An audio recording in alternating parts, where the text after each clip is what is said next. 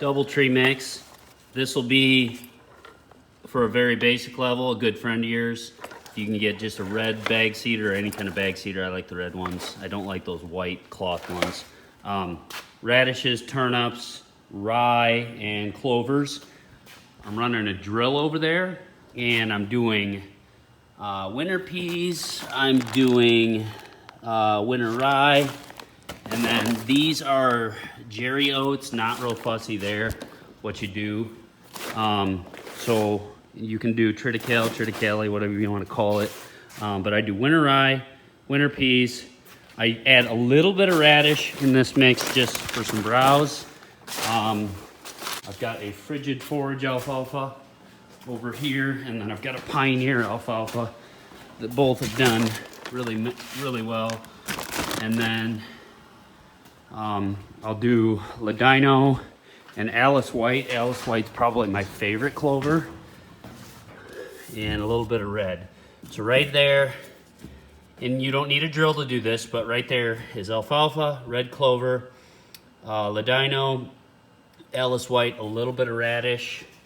I think that's it. And then right there is winter rye, Jerry oats. I had a little leftover soybeans. I threw those in there.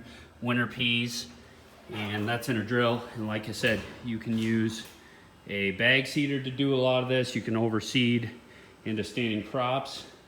There's my treated urea. So treated urea, if I'm doing no-till, that'll go on the top. But if you're doing conventional fertilizer and not killing any clovers, you'd want to run, roughly 150-50 again, ballpark. But that's conventional, and that's without a soil test again, so I won't get too deep into that stuff. But there we go. And again, you can do a lot of this stuff without big equipment. You could do it with a harrow.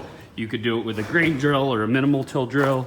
You could do it with just spraying stuff off and then making it crispy dead, and then bringing a bag seeder in.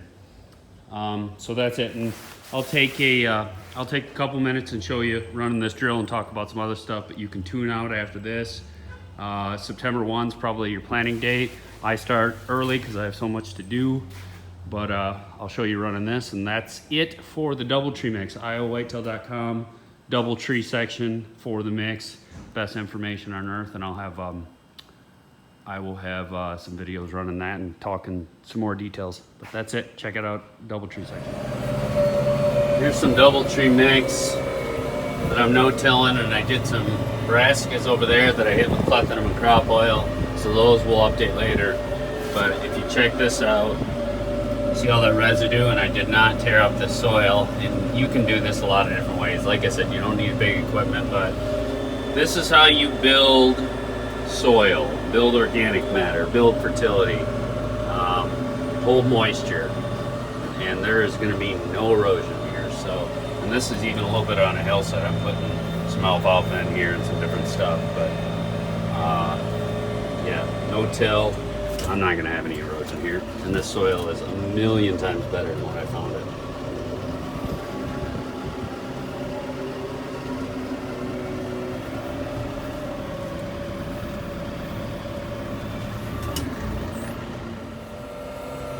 This is going to have maybe 3 food sources in one.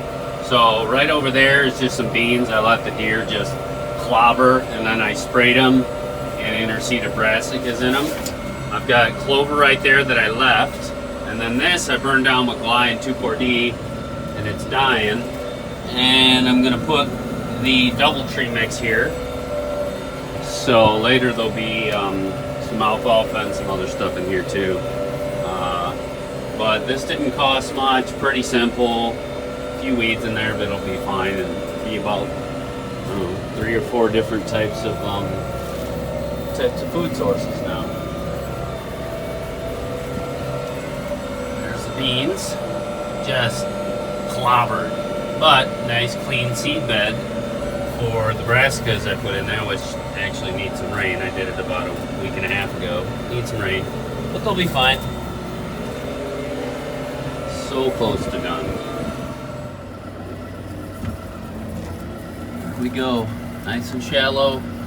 Got my seed rates correct, dialed in. I've got the varieties blended perfectly. All that stuff is on the Dbltree section. Best info on earth, and Dbltree is a genius. Still going strong. Yeah, maybe you've done it for 15 years. I'm ready to be done though.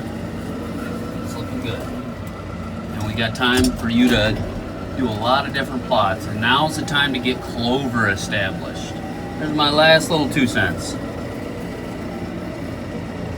You don't need big equipment. Here's a little shout out to my old friend Paul, or Dbltree. He started this stuff 15, 20 years ago. He was my neighbor and we did a lot of these projects together.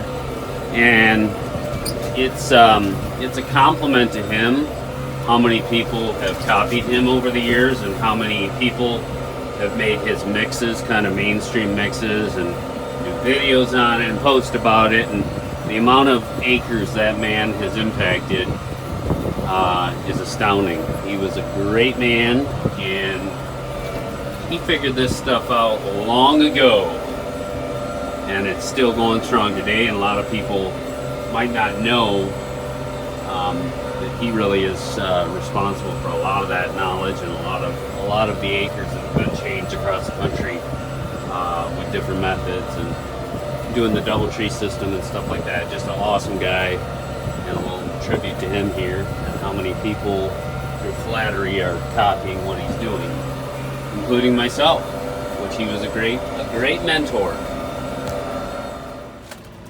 So there's my corn, and you can see the edges right there. When I planted that, I came back maybe a week later, and the coons had dug out just an immense amount of corn. So I went in there and I broadcast some brassicas, and then right here I burnt down some area, and I'm putting the Dbltree mix, rye, oats, peas. I went a little light on the rye and the oats because I'm doing this spot really early, and it's small, so the deer should keep it nipped down.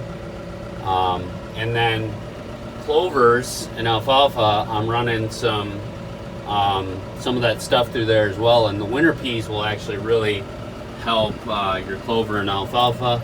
So if you got stuff that's destroyed like that, like corn or dead stuff, a bag seeder on the surface with brassicas, clover, and rye would probably be your go-to. I'm doing a drill, but a bag seeder in any areas where, like, hey, the deer or the coons or whatever destroyed some crops, you can overseed that stuff and just go a long ways with that. It's fantastic, and it costs very little. So let's see here, I'm in the tractor, but I got a blind up there.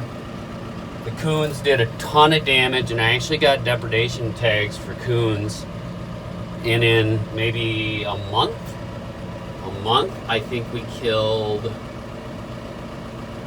300 to 400 of them.